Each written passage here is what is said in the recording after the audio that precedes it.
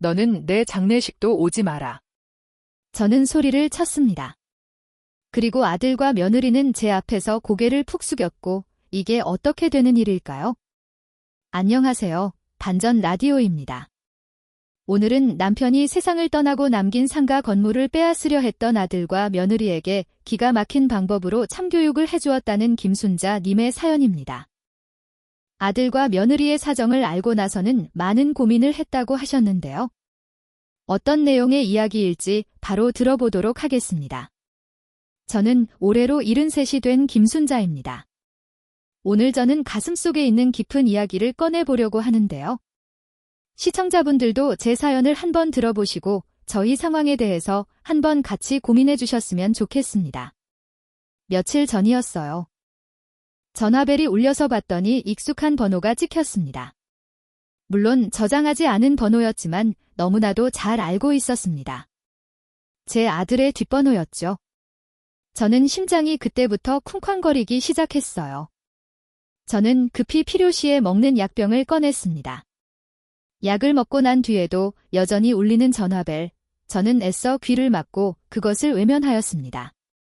꼭 그래야만 했어요? 그것이 제가 취할 수 있는 최선의 방법이었기 때문이었죠. 5년 전이었습니다.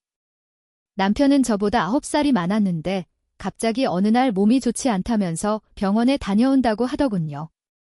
혼자 가도 괜찮겠어요. 같이 가요.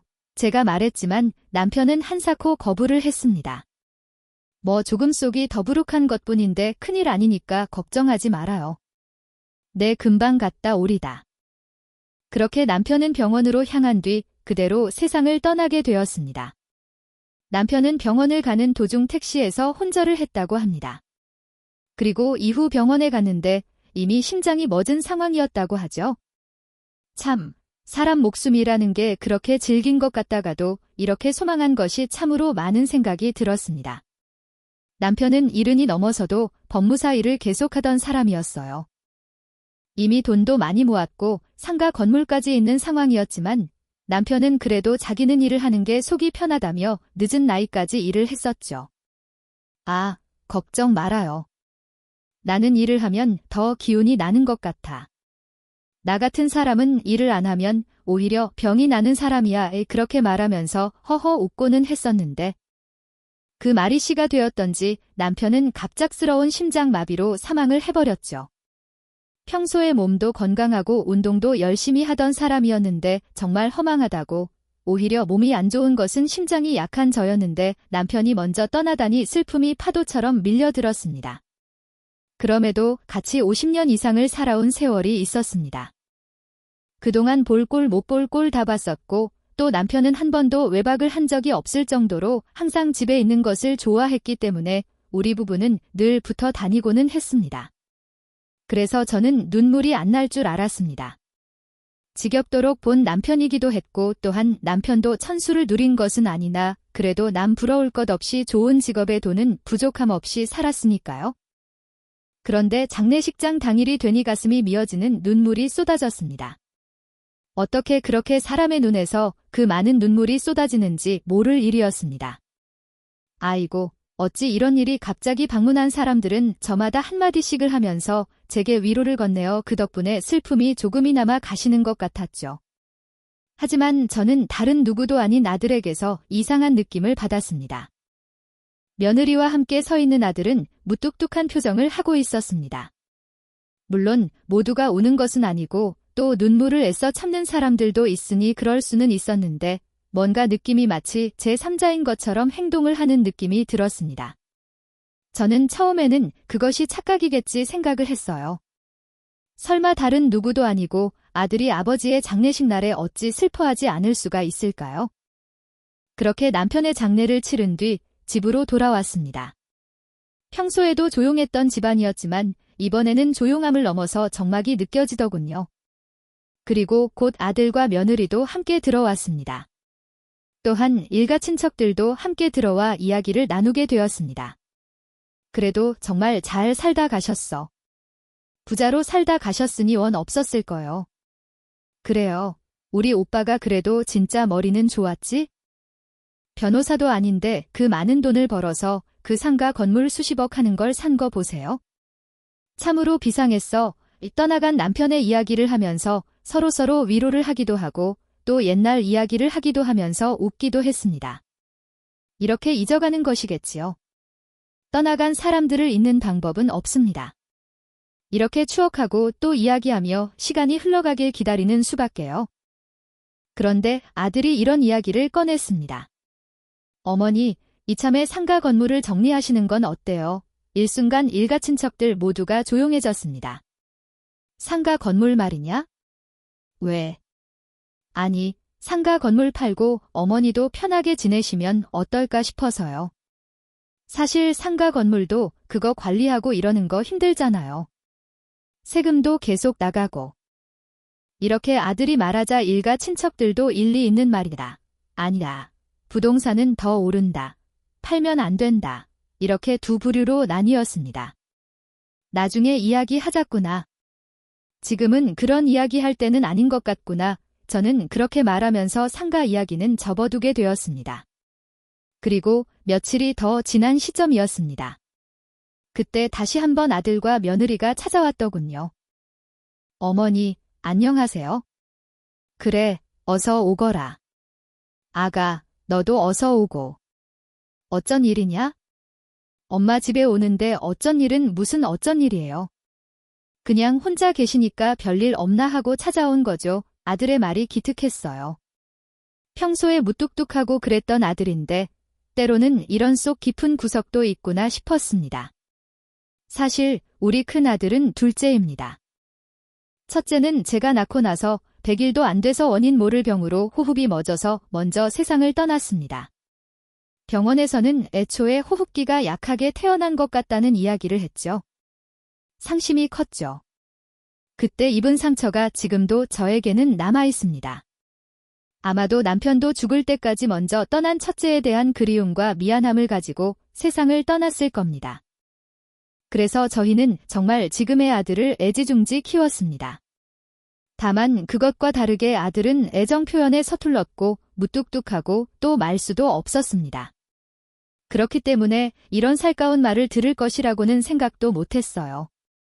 하지만 아버지가 떠나고 난 뒤 남겨진 제가 걱정이 되었던가 봅니다. 어머니, 호박전 좀 해왔는데 드셔보세요. 어머니 이거 좋아하시잖아요. 그래. 마침 아무것도 못 먹었는데 잘 됐구나. 그렇게 며느리와 아들, 그리고 제가 식탁에 둘러 앉았죠. 엄마, 진짜 이번에는 진지하게 한번 생각해보세요.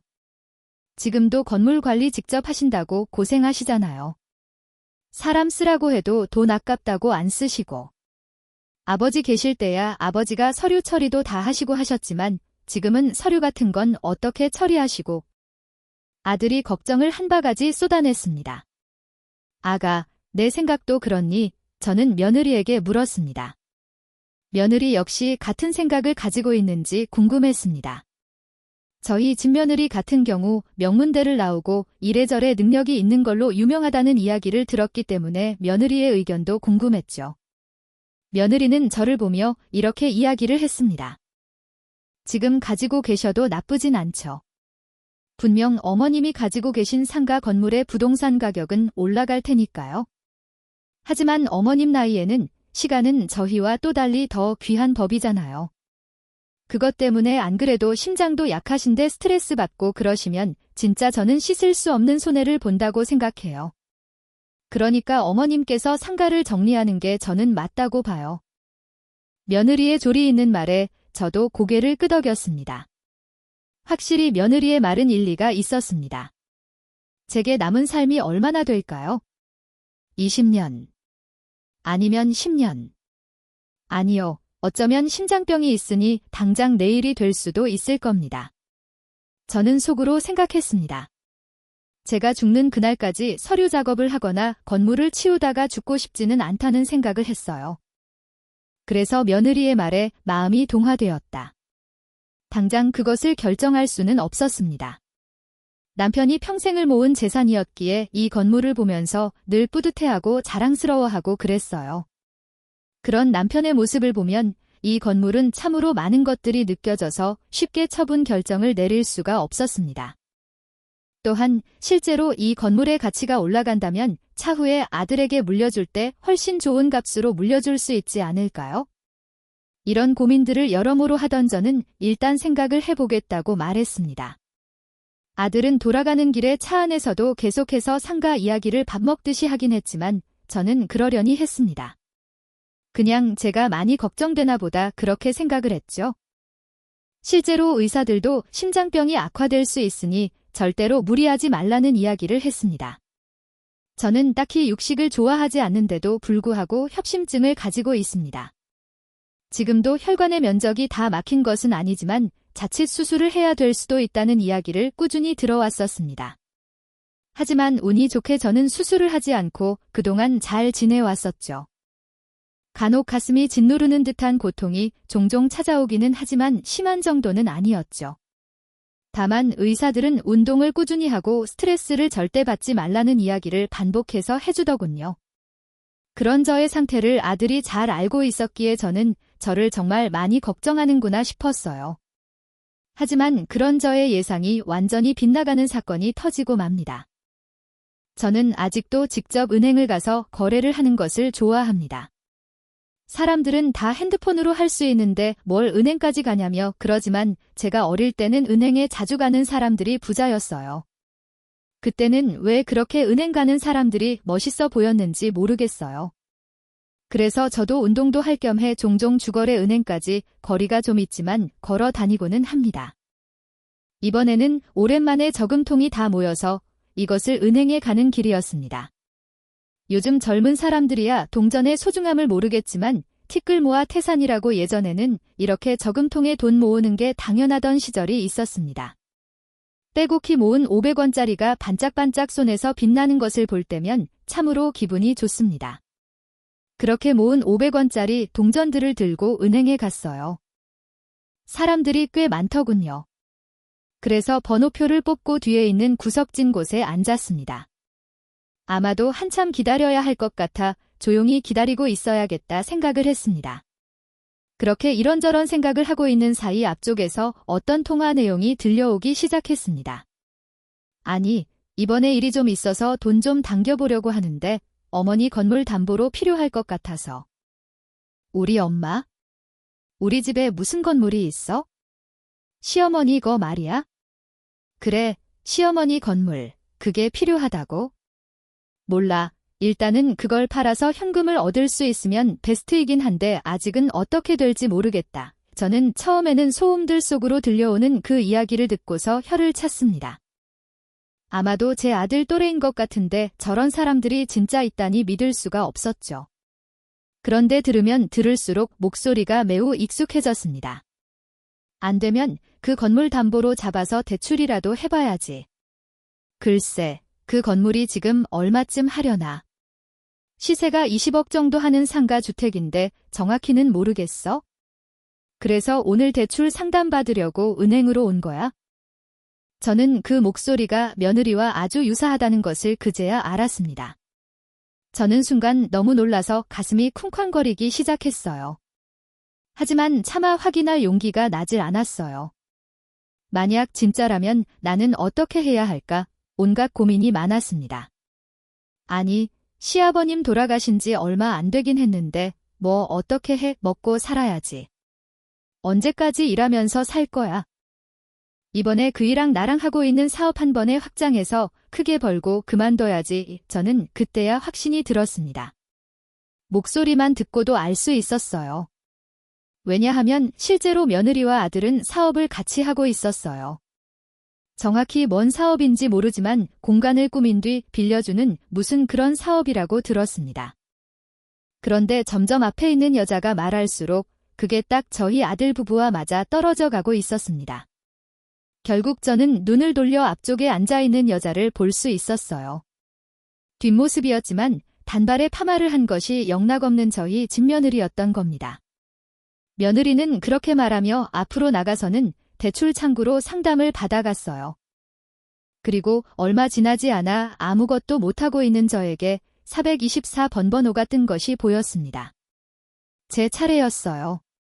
하지만 저는 가지 못했습니다. 그대로 힘이 풀린 다리에 억지로 힘을 주고 일어서서 걸어 나왔어요. 저는 집으로 급히 돌아왔습니다. 그리고 급하게 심장약을 찾아 먹은 뒤 심호흡을 했어요. 정말 믿을 수 없는 일이 벌어진 것이었습니다. 아들은 아니면 아들은 모르고 있을까? 저는 온갖 생각을 하기 시작했습니다. 아들은 모르고 며느리만 그렇게 생각하고 있는 것일 수도 있잖아요. 하지만 그럴 리가 없었어요. 며느리의 사업은 아들이 주도적으로 하고 있다고 알고 있습니다. 그러니 사업을 확장한다는 둥의 이야기를 하고 며느리가 알아볼 정도라면 아들도 분명히 이것을 알고 있을 것입니다.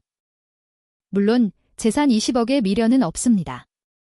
그 건물 있어도 살고 없어도 삽니다. 지금 들어오는 월세로 저는 생활을 하고 있는데 그거 끊겨도 지금 제가 살고 있는 집 팔고 지방에 작은 아파트 하나 얻어서 살면 그만입니다. 그러면 남은 여생 풍족하진 않더라도 조용히 지낼 수 있겠지요. 그래서 배신감이 밀려왔습니다. 아들과 며느리가 짜고서 저 몰래 무엇인가를 꾸미려고 한다는 사실 자체가 받아들여지지가 않았습니다. 저는 사실이 아닐 거야, 내가 잘못 본 걸 거야 스스로 이렇게 되뇌이면서 며칠을 보냈습니다. 그동안 아들에게 몇 번 연락이 왔는데 무서워서 받을 수가 없었어요. 제가 끔찍이 사랑했던 아들을 미워하게 될까 봐서요. 그리고 아들이 본색을 드러내면서 돈이나 내놓고 사라지라고 말할까 봐 두려웠어요. 그때마다 저는 심장이 조이는 듯이 아팠습니다. 하지만 심장이 아픈 것보다 마음이 아픈 것이 더 큰 아픔이었고 그러다가 연휴가 다가왔습니다. 황금 연휴라고 5일 연속으로 쉬는 날이 계속된다고 하더군요. 그런데 그때 아들에게 문자가 왔습니다. 엄마, 제주도 호텔 예약해놨어요. 여행 간 지도 오래됐으니 한번 같이 가요. 집사람이랑 저랑 엄마랑 셋이서 가는 걸로 비행기 잡을게요. 저는 그 문자를 받고서 결심을 했습니다. 이번에 여행을 가서 아들의 솔직한 심정을 들어보기로, 그리고 저는 상가 건물을 팔 생각이 없다고 못을 박을 생각이었습니다. 제가 죽기 전에 건물을 어떻게 처분할지 좀 고민을 해봐야 하긴 했습니다만 당장의 일은 아니었기에 일단 팔지 못하겠다고 이야기를 하려 했습니다. 차마 저를 돈으로 보고 저를 속이는 자식한테 이렇게 당해줄 수는 없었습니다. 설령 제가 그렇게 넘어가 준다고 하더라도 나중에 얘들이 어떤 사람들이 될까요? 돈밖에 모르는 사람, 사기꾼, 어미도 돈으로밖에 안 보는데 남들에게는 어떻겠어요. 저는 더더욱 건물을 넘겨줄 수 없었습니다. 그렇게 제주도 여행을 가는 당일이 되었어요. 저는 굳게 다짐을 하고 비행기에 올랐습니다. 아들과 며느리는 아무렇지 않다는 듯이 저를 대했습니다. 하기야 그럴 수밖에 없었을 겁니다. 제가 자신들의 계획을 안다고는 꿈에도 상상을 못했겠죠. 그렇게 제주도행 비행기는 금방 제주도에 도착을 했습니다. 빌린 자동차를 타고 호텔로 향하는 길. 많은 생각이 들었습니다. 만약 남편이 그렇게 허무하게 떠나지 않았다면 내가 이런 취급을 받으며 살았을까? 이런 생각도 들었고 또 앞으로 어떻게 해야 하는지 막막하기만 했습니다. 그렇게 겉으로 보기에는 오붓한 세 가족은 제주도 호텔에 머물게 되었죠. 그럭저럭 시간은 잘 갔습니다. 회도 먹고 또 바다도 보고 그랬어요. 물론 저는 회가 무슨 맛인지도 모른 채 밥을 먹었습니다. 사실 그동안 이런 현실을 피하고 싶어서 아들과 며느리를 피해오고 있었어요. 이들과 마주칠 생각을 하니까 온갖 생각이 다 들면서 분노가 치밀어 오르더라고요. 제주도 여행을 갔어도 그때 당시 은행에서 들었던 며느리의 목소리가 뇌리에서 떠나지질 않아서 고생을 했습니다. 며느리가 아니라고 스스로 최면을 걸듯 말해보았지만 불가능했습니다. 제가 두 눈 똑똑히 며느리를 봤으니까요. 그것을 시어머니인 제가 몰라볼 수는 없었죠. 그리고 밤이 되었죠. 저는 아들을 찾으러 아들이 머물고 있는 호실에 갔습니다. 그런데 문이 열려 있더라고요. 저는 아들을 부르며 들어갔습니다. 그런데 아무도 없었죠. 잠깐 어디 갔나 싶었습니다. 그냥 나가려는데 침대 앞에 있는 테이블 위에 올려져 있는 서류가 보이더라고요.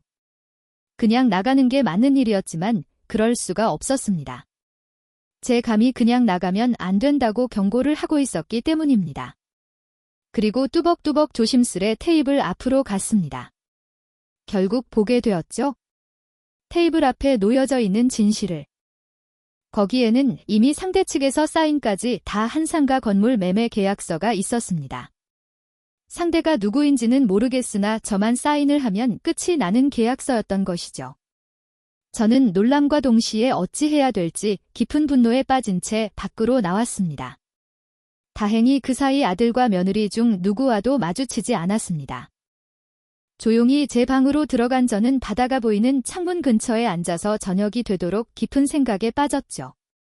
그 사이 밖에서 문을 두드리는 소리가 났습니다. 아마 아들이었던 것 같습니다. 저는 일단 문을 열고 이야기를 해봐야겠다고 생각했어요. 그런데 그 순간 기억을 잃었습니다. 제가 눈을 떴을 때는 의사의 목소리가 들려왔죠. 정신이 좀 드세요, 김순자님. 정신이 좀 드세요. 흐릿했던 시야가 점점 진해지면서 병원에 누워있다는 사실을 깨닫게 되었습니다. 순간적으로 심장에 무리가 오셔서 쓰러지셨었어요. 의사의 이야기에 저는 눈을 꿈뻑거리며 있을 뿐이었습니다. 나중에 이야기를 들어보니 제가 아무런 응답이 없자 아들 부부가 호텔 관리자를 불러와서 문을 땄던 모양입니다.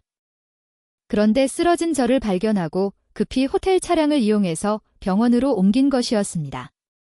의사가 제가 정신이 충분히 돌아왔는지 진찰이 끝났음에도 아들과 며느리는 보이질 않았습니다. 어디 갔는지 모르겠더군요. 그때 간호사가 옆에서 눈치껏 이야기를 해주었습니다. 아드님께서는 잠깐 앞에 나가셨어요. 네, 저는 기운이 없는 채로 그대로 눈을 감았습니다. 호흡기는 계속 착용하고 있었고 그렇게 편히 쉬고 있으라는 말과 함께 간호사분도 밖으로 나갔습니다. 그리고 어느 정도 시간이 흘러 아들과 며느리가 들어오는 것 같았습니다. 전 그들의 얼굴이 쳐다보기도 싫어서 그냥 눈을 감고 있었죠. 언제쯤 깨어나시겠습니까? 그러자 아들이 이렇게 이야기를 하더군요. 그냥 지금 손에 인주 묻혀서 지장 찍어버릴까? 그래도 되는 거 아니야? 지금 제정신이야? 어머니 깨어나시겠습니까? 해야 하고 하는데 그걸 어떻게 해? 미치겠네. 진짜 둘의 대화를 듣고 있으니 기가 막히더군요. 조금 있으면 저 세상으로 가라고 제사라도 지낼 것 같은 느낌이었습니다. 하지만 저는 그 순간 눈을 뜨지 않았습니다. 조금 더 제게는 시간이 필요했습니다. 지금 저들과 나 사이에 벌어지고 있는 일들을 해결할 방법, 그것을 떠올릴 시간이 필요했어요. 어머님, 일단 깨어나시겠습니까? 어머님. 음악 깨어나셨군요. 눈을 감고 얌전히 있던 상황이었죠. 그러자 며느리가 가까이 다가오는 것이 느껴졌습니다. 설마 깨어 있으신 거예요? 며느리는 엉거주춤 제 팔을 건드려 보기도 하고 제 눈앞에 손을 왔다 갔다 해보기도 하는 것 같았어요. 기가 막힐 노릇이었지요. 진짜 돌아버리겠네. 제가 완전히 잠든 것을 안 며느리가 혼잣말을 했죠. 돈 많은 집안이라고 해서 시집봤더니만 이게 뭔 개고생이야. 적당히 하고 이혼을 하든지 해야지. 진짜 더러워서 못 살겠네. 며느리는 악마처럼 이야기를 하더니 이내 밖으로 나가버렸죠. 그제야 저는 확신을 가질 수가 있었습니다. 지금 며느리도 그렇고 아들도 그렇고 더 이상 그들에게 저는 부모도 어른도 아니라는 것을요. 그냥 돈을 갉아먹고 있는 빨리 죽어야 하는 노인네일 뿐이었어요. 그리고 며칠이 지났습니다. 바로 저는 수술 일정이 잡혔습니다. 지금도 심장의 혈관이 많이 막혀 있는 상황이기 때문에 스텐트 시술을 해야 한다고 하더군요. 아들이 굳이 어떻게든 서울에 가서 받자는 것을 저는 제주도에서 받는다고 했습니다.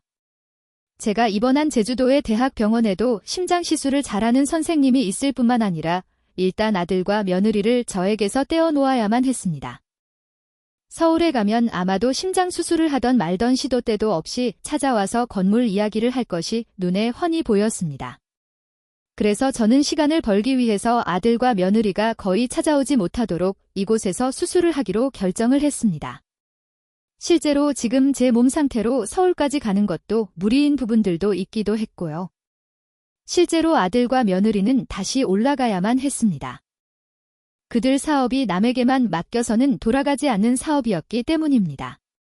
결과적으로 저는 혼자서 수술을 받게 되었는데 훨씬 마음이 편안했습니다. 오히려 아들과 며느리의 낯짝을 보고 있으면 나을 병도 악화가 될 것 같았죠. 그렇게 수술에 들어가게 되었습니다. 까맣게 기억이 삭제되어 있었고 일어나 보니 수술은 잘 끝나 있었죠. 저는 오래간만에 편안함을 느꼈습니다. 설령 수술이 잘 되지 않았다고 하더라도 저는 남편을 보러 가는 길이라고 생각하니 그렇게 슬프거나 억울하지는 않았습니다.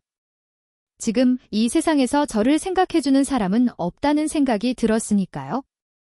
어머니, 좀 몸은 어때? 이제 좀 나아져 가고 있구나. 아들의 전화였습니다. 아들은 역시나 뻔히 목적이 있어서 전화를 했을 것이었죠. 예상은 빗나가지 않았어요. 아직 회복 중이시라 좀 그렇긴 한데 요번에 상가를 좋은 가격에 사겠다는 사람이 나타나서 저랑 아는 사람인데 이런저런 이야기를 했더니 웃돈을 주고 상가를 구매하겠다고 하더라고요.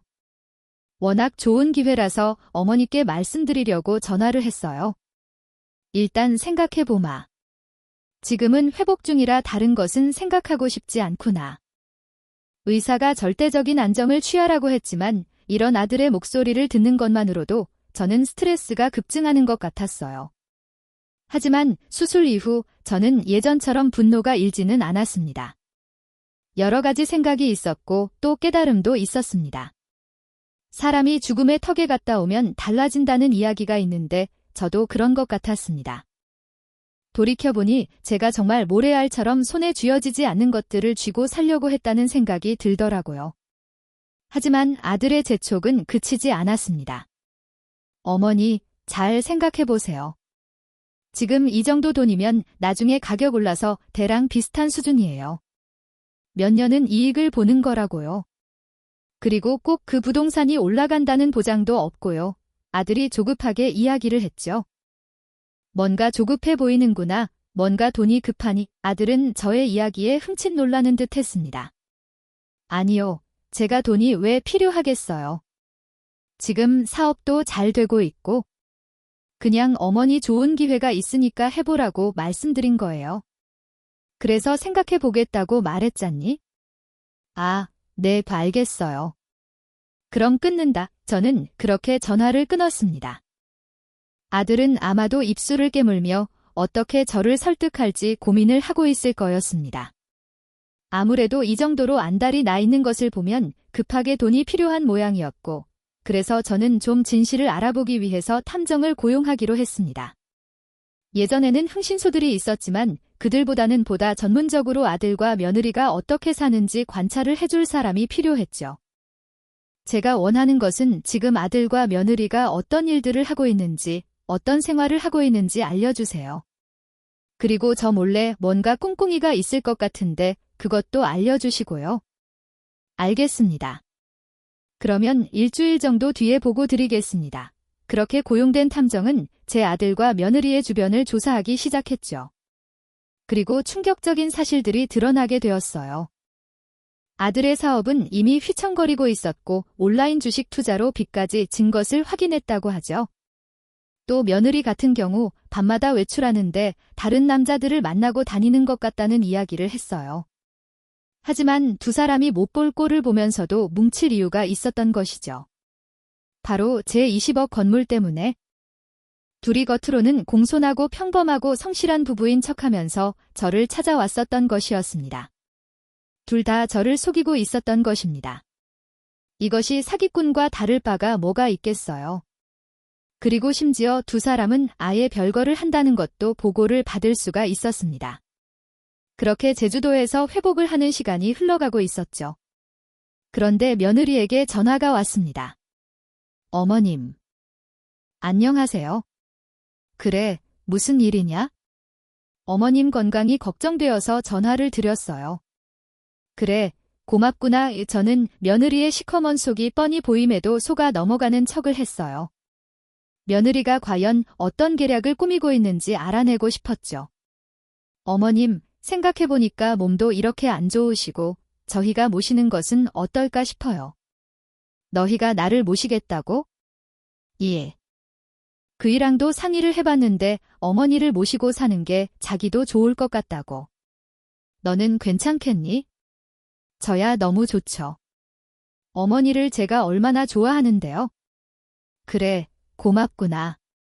그래서 드리는 말씀인데 아예 상가 건물을 저희 이름으로 넘기고 이제는 저희가 모시면서 푹 쉬시는 게 어떤가 싶어요.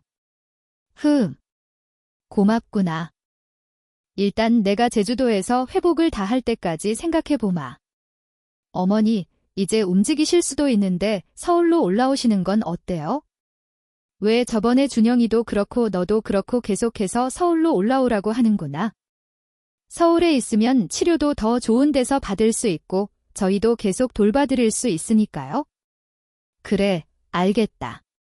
그것도 생각해보마. 그렇게 통화는 종료가 되었죠. 며느리는 입에 침도 한 번 안 바르고 기가 막히게 거짓말을 하고 있었습니다.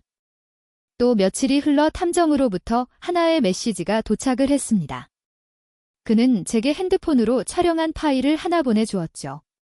촬영은 몰래 한 것인지 흔들리거나 혹은 바닥을 보는 경우도 있었어요. 딱 보니 며느리가 어떤 술집에 들어가서 모르는 남성과 대화하는 것을 포착한 동영상이었다. 탐정이 그 근처에 앉아서 그들의 대화를 녹화한 것이었습니다. 그래서 어떻게 된다고? 아니, 조금만 기다려 보라니까. 내가 돈 갚는다고? 안 떼어 먹어. 이 돈 떼면 진짜 너 죽고 너네 신랑도 죽는 거야? 알아. 신랑, 걔는 죽이든 살리든 마음대로 하는데.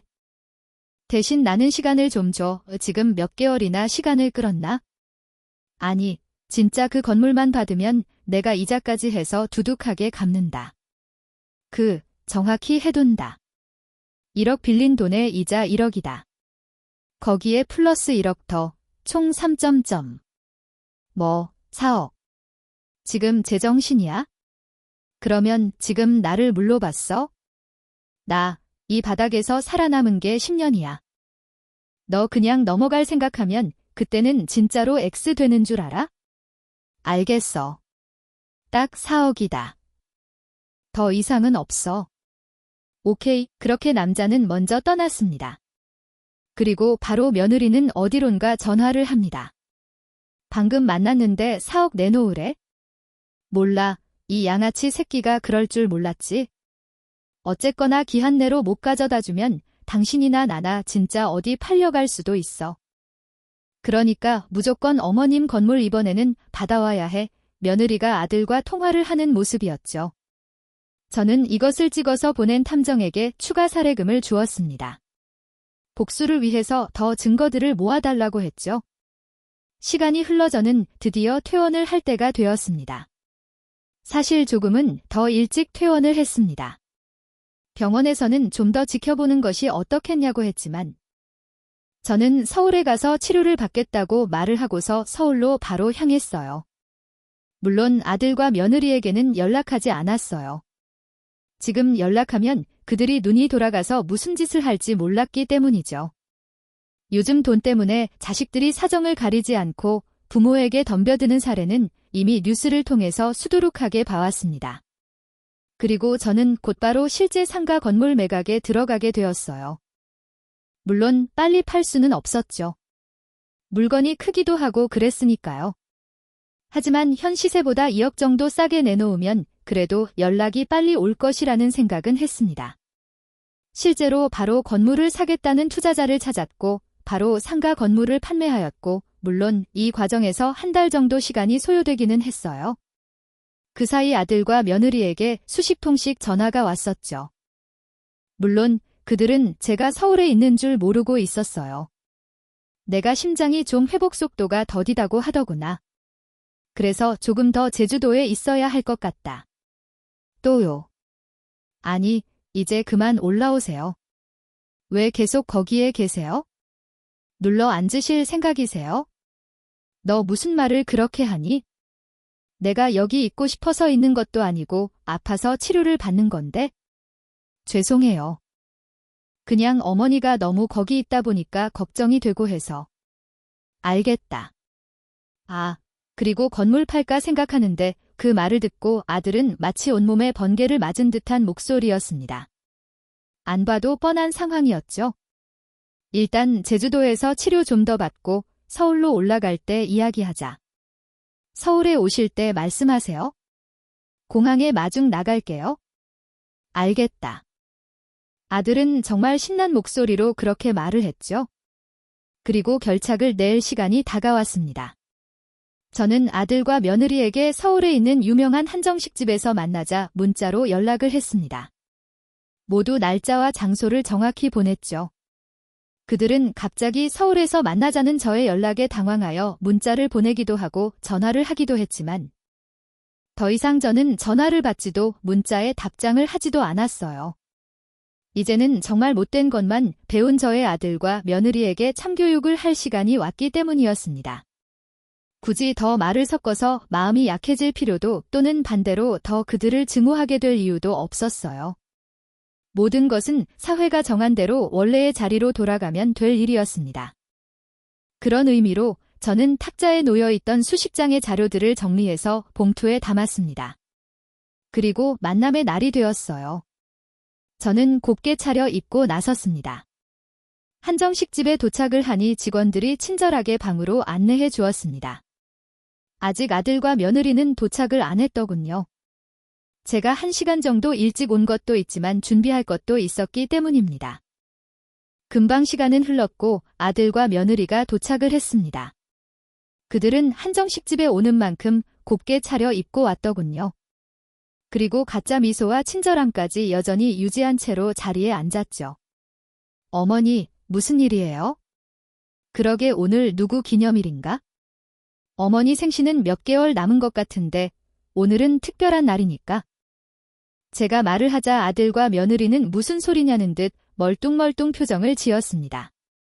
저는 먼저 식사부터 하자고 이야기를 한 뒤 식사를 시작했죠. 남들이 보면 단란한 그런 가족의 식사 자리였어요. 하지만 아들과 며느리 마음속에는 구렁이가 20마리 들어가 있을 것이 뻔했어요. 그렇게 식사가 끝나고 저는 통장 하나를 내밀었죠. 거기에는 정확히 17억 정도가 찍혀있는 통장이고 건물을 팔고 세금 처리하고 또 내가 가지고 있던 돈 조금 합친 금액이다. 자, 여기 있다. 집 7억 어머님. 아들과 며느리는 놀라서 눈물이라도 글썽일 것 같은 표정을 지었죠. 아마도 자신들이 이 돈을 받는 것이라고 생각을 했던 모양입니다. 아무래도 그렇게 생각할 수밖에 없겠죠. 그 돈 중 절반은 기부를 할 생각이다. 저의 청천벽력 같은 말에 아들과 며느리의 얼굴은 잔뜩 굳어지기 시작했습니다. 하지만 저의 복수는 여기에서 끝나질 않았죠. 도대체 무슨 생각인 거예요? 노망나셨어요, 어머니? 어머님, 기부라니요? 집도 먹고 사는 게 빠듯한데 아들 부부가 얼굴을 붉히며 소리를 쳤습니다. 저는 그래서 옆에 준비해두던 봉투들을 건네줬다. 각자 봉투를 열어보더니 얼굴이 흑빛으로 변했습니다. 아들의 봉투에는 며느리가 다른 남자와 만나고 있는 사진들이 있었고 며느리의 봉투에는 아들이 도박장을 드나들고 있는 사진이 있었죠. 당신, 바람 또 폈어. 다른 남자냐고. 당신이야말로 미쳤어. 지금 도박해서 진 빚이 얼마인데 또 도박을 해. 서로 눈을 부라리며 당장이라도 치고받을 것 같은 것을 제가 말렸습니다. 지금 내 앞에서 뭐 하는 짓들이야. 저의 말에 며느리는 분노에 찬 목소리로 이야기를 했습니다. 더 이상 가면을 쓰는 연기는 할 필요가 없다는 걸 알았기 때문이죠. 어머니도 이러시는 거 아니죠? 예. 솔직히 이 돈 17억 적당히 눈치가 있었으면 벌써 넘겨줬어야지. 그리고 노인네가 무슨 17억이나 필요하다고 그래요? 뭐야? 지금 미쳤어. 너 엄마한테 뭔 말버릇이야. 당신이야말로 정신 차려. 엄마, 좋아하네.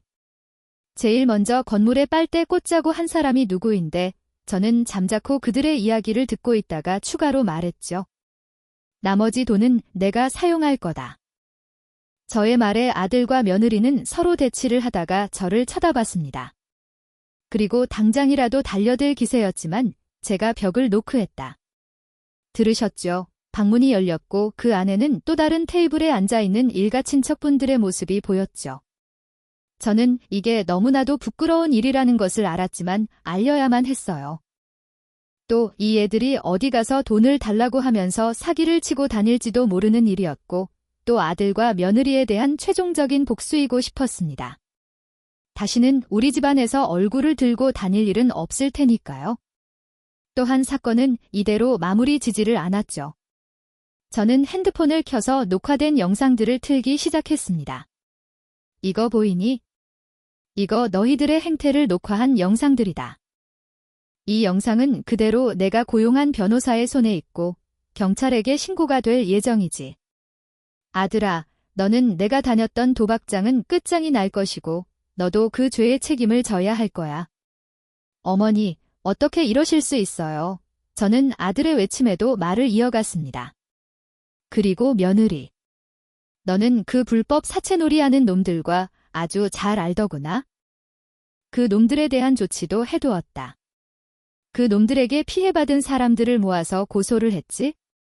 내가 피해자인지 그들과 동업자인지는 모르겠지만 그리고 너는 또 사람들한테 내 이름을 대고 돈을 계속 여기저기서 내 지인들로부터 빌려왔다고? 그것도 사기죄로 처벌을 받게 될 거다. 이야기가 이렇게 돌아가자 아들과 며느리는 잔뜩 굳은 얼굴로 아무것도 못하는 상황이 되었습니다. 너는 내 장례식도 오지 마라. 내가 죽을 때까지 절대로 보는 일 없도록 하자. 저는 소리를 쳤습니다. 그리고 아들과 며느리는 그 앞에서 고개를 푹 숙였고 저는 그대로 자리에서 일어나 그곳을 떠났습니다. 그때 나오면서 눈물을 참으로 많이 흘렸던 것 같습니다. 어미가 자식을 끊어내는 그것이 어찌 마음이 괜찮을 수가 있을까요? 또 반대로 아들과 며느리가 저를 그렇게까지 속여오고 완전히 망나니처럼 굴어왔다는 것에 대해서도 저는 참 고통스럽고 회한을 느낍니다. 저는 마치 너무 많은 인생을 잘못 살아온 것 같은 생각이 들기도 했어요. 왜냐하면 그런 아들을 키운 것은 저이고 그런 아들이 선택해 온 며느리였으니까요. 어쩌면 다 제 책임일 수도 있다는 생각이 들었어요. 하지만 그래도 냉정해야 했습니다. 결국 그대로 두면 더 큰 사건과 범죄만 일어날 뿐이라는 것을 저는 너무나도 잘 알았기 때문입니다. 이미 그런 사람들을 너무 많이 봐왔죠. 작은 일로 멈추는 경우는 거의 보질 못했습니다. 작은 것이 잘못되기 시작하면 언젠가는 전체가 잘못된 경우들을 살면서 너무 많이 봤습니다. 작은 구멍이 댐을 무너뜨리는 것처럼요. 그렇기 때문에 더더욱 저는 아들과 며느리를 마지막으로 남아 매를 들고 혼낼 필요가 있는 마지막 사람이었어요. 그래서 그 역할을 했던 것이죠. 이후에 저는 애초에 가지고 있던 집까지 팔고 강남으로 가게 되었습니다. 이 아파트 같은 경우 세이프가드도 있을 뿐더러 입구에서 신분증을 다 확인하는 곳이기도 합니다. 설령 제 아들 며느리가 이곳을 알아낸다고 절대로 저를 만나러 들어올 수는 없는 곳이죠. 또한 남은 돈으로 저는 그냥 적당히 생활을 하면서 지내고 있습니다. 물론 수술이 잘 된 덕분에 건강한 몸으로 아침마다 걷기 운동을 하고 있기도 하고요. 아들과 며느리의 소식을 다시 알아볼까 했지만 알아보지는 않았습니다. 그들은 그들이 일으킨 일에 대해서 엄연히 책임을 져야 합니다. 만약 제가 약한 마음을 먹고서 단돈 1억이라도 도와줬다면 그들은 그만큼 제정신으로 돌아오는데 오래 걸릴 것이었습니다. 그래서 초반에 잘 끊어냈다. 그런 생각을 하게 되었습니다. 참으로 기구한 사연들이 많다고는 하지만 이야기로 들었을 뿐 제가 그 당사자가 되리라고는 상상하지도 못했습니다. 그리고 그것도 제 아들 때문에 이런 사건을 겪으리라고는 꿈에도 몰랐는데요. 이래서 자식 농사는 함부로 판단할 수 없다고 하는 것 같습니다. 지금까지 제 이야기를 들으신 여러분들은 어떤 생각이 드시나요? 제가 너무한 것일까요? 아니면 적절히 처신을 한 것일까요? 저는 지금도 마음이 오락가락할 때가 있습니다. 그래도 정말 남편이 떠나고 하나 남은 자식인데 이렇게 매몰차게 내치고 아예 연을 끊어버리는 것이 맞는 것인지 잘 모르겠습니다. 이후에 아들의 전화가 몇 번씩 오기는 합니다. 하지만 저는 지금까지 단 한 번도 아들의 전화를 받은 적이 없어요. 저는 그 전화를 받더라도 뭐라고 할 말도 없을 뿐더러 뭐라고 이야기를 하는 아들의 말을 들을 자신도 없어요. 그랬다가는 정말 이제는 심장이 더 나빠질 수도 있을 것 같다는 생각을 합니다. 이후 변호사님께 아들과 며느리 둘 다 법적인 처벌을 받게 되었고 개인 회생 절차를 밟아야 할 것 같다는 이야기를 들었습니다. 한구석 가슴이 아팠지만 그래도 어쩔 수 없었습니다. 법적인 처벌이 다 끝난 후에야 저는 그제야 아들과 며느리 얼굴을 다시 마주할 수 있겠죠. 이제는 평온함을 조금씩 찾아가고 있습니다. 그리고 다른 분들의 사연을 들으면서 참으로 많은 위로도 받고 있다고 말씀드리고 싶어요. 아마도 혼자서 이런 시간들을 견디려고 했다면 정말 힘들었을 것이란 생각을 합니다. 하지만 저는 이곳에서 많은 분들의 사연을 들으면서 같이 울고 웃으면서 위로를 정말 많이 받고 있어요. 그 덕분에 이 힘든 시간들도 빠르게 지나가고 있는 것 같습니다. 그래서 제가 용기를 내서 사연을 쓴 가장 큰 이유가 바로 그것이기도 합니다. 제 사연이 또 다른 누군가에게 위로가 되었으면 하는 마음도 참으로 컸습니다. 기구한 사연이 부끄러운 제 가족사이겠지만 그럼에도 용기 내어 고백하고 함께 공감을 받고 싶습니다. 갑자기 요즘 추위가 몰려오면서 많은 분들 걱정이 되더라고요. 여러분 모두 건강 잘 챙기시고 올해는 꼭 이루고자 하시는 바 다 이루시고 가정에 평온이 가득하길 바라겠습니다. 지금까지 제 이야기를 들어주셔서 감사합니다. 네, 오늘 이야기는 어떠셨나요? 오늘 이야기를 듣고 어떻게 생각하시는지 어머님, 아버님의 생각을 댓글로 공유해주세요. 저는 또 다른 사연으로 찾아뵙겠습니다. 좋아요, 구독, 알람 설정을 통해 앞으로도 따뜻한 정을 나눌 수 있게 함께 해주세요. 어머님, 아버님의 삶의 지혜와 경험을 나눌 수 있는 통로가 되겠습니다. 오늘도 반전 라디오 통해 사연을 들어주셔서 감사합니다.